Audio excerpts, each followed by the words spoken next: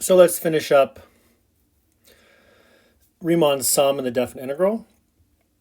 So here's the definition of Riemann sum. So we're going to let f be defined on AB and let the delta be a partition of AB. And so, just to clarify, when you can call it P or you can call it the delta. So normally they'll use the delta part when we say that. So here's a partition. You partition up the interval, and again, these can be different lengths. Okay, and then the norm of that partition is the largest one. Okay, we'll get to that later. Okay, so you partition the interval where delta x sub I is the length of the ith interval. So that's like an arbitrary interval inside that partition. If C is in this interval, the ith interval, C sub I is in here, and that changes. So you have C1, C2, C3, that's in, C1 is in this interval, C2 is in the next interval, etc. Then the sum of f of C sub I as I goes from 1 to n of delta x sub I is called a Riemann sum. So this is the sum we're talking about. And as it is, if you don't take a limit, then you're just, it just depends on what n is. You're getting essentially, if f is positive and above the axis, then you're getting these little rectangular regions, whatever it may be. And notice there could be different sizes. So you could be a big one, a small one. All right, so the definite integral, we'll leave that there for now, is defined like this. So I'll go and write this one up. So we're going to let f be defined. Sorry about that. Be defined on AB. So like it exists, right? And L in is a real number. Excuse me. Then, if you take the limit, let me come down here. It's kind of long. Then, if you take the limit of the limit of the sum as I goes from 1 to n of f of C sub I delta x sub I as the norm of the partition approaches 0. So the length of the largest one is approaching 0.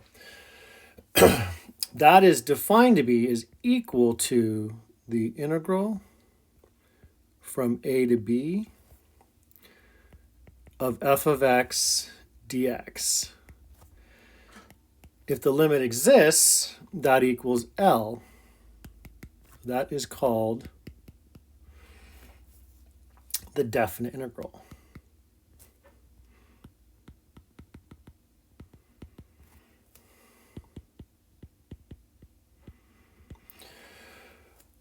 For f from A to B.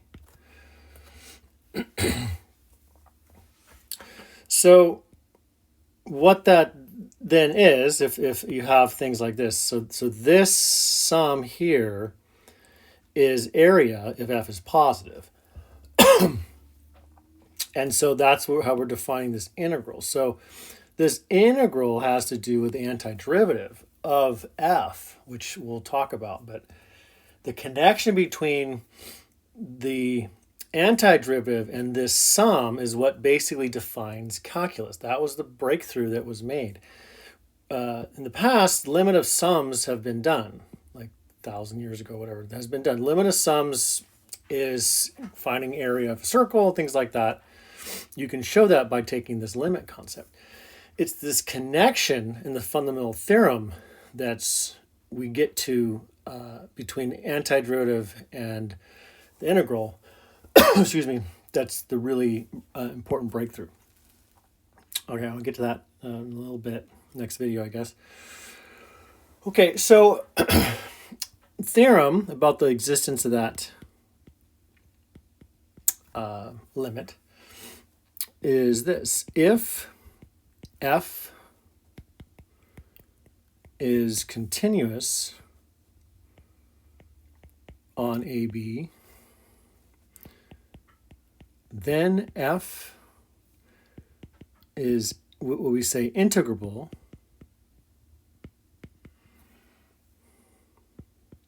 on AB, and the limit exists.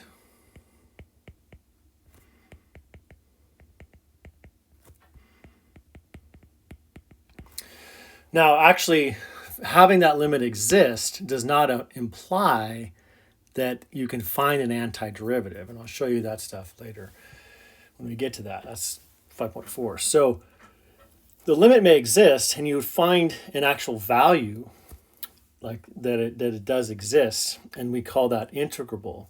But just because it's integrable and the limit exists, this limit exists, does not mean there's an antiderivative of f.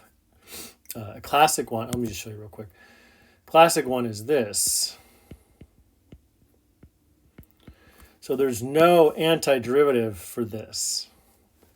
Okay, and what that is looks like the bell curve. It's that. Anyway, we'll get to that stuff later. But if you did take a limit of the Riemann sum, if you did this actual definition of the integral, and let's just say a to b, then you do get you get an actual number. You say it's integrable. Okay. Anyway, we'll get to that a little bit later, and you'll get more into it in the next class. Okay. So, all right. So let's look at an example, and I gotta preface right away, we're not going to be doing integrals like this, but this is just to get started. Evaluate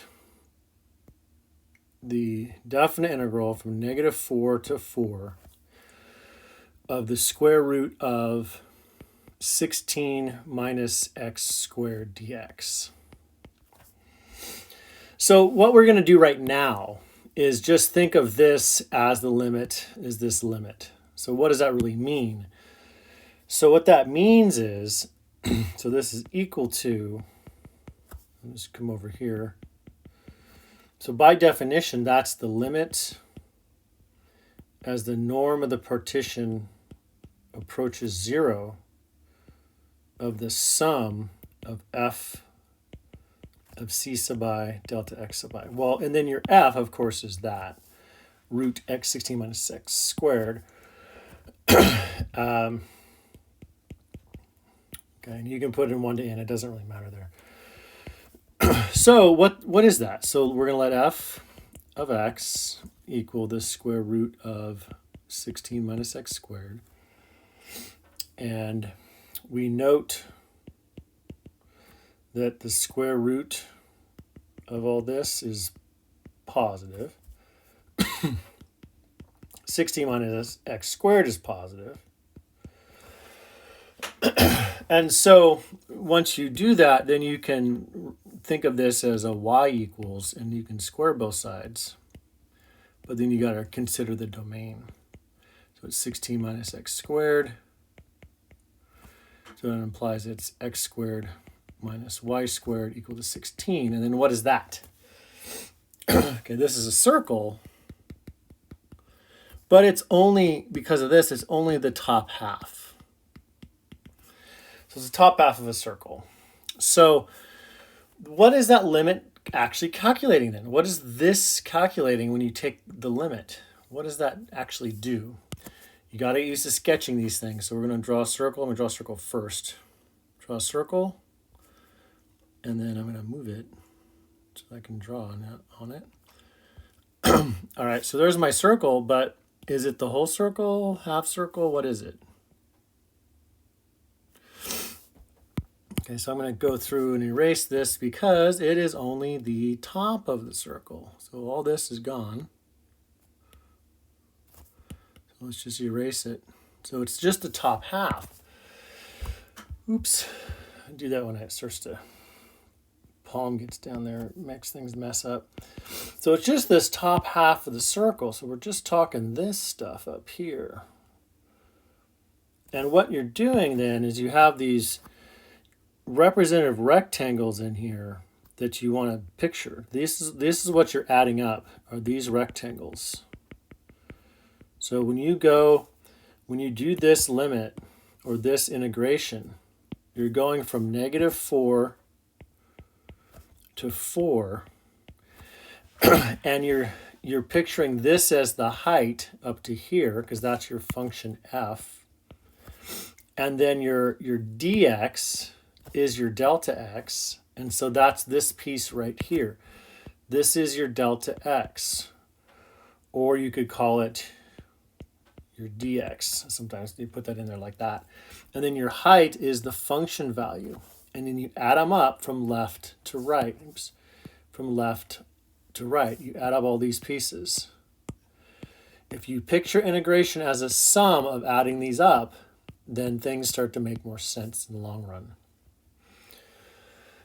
So the first couple examples here, we're going to calculate that without actually like taking the limit. We're not going to take limits to find these actual values. There are some examples in there, but what is that area? So if we want to find area is just half of that circle.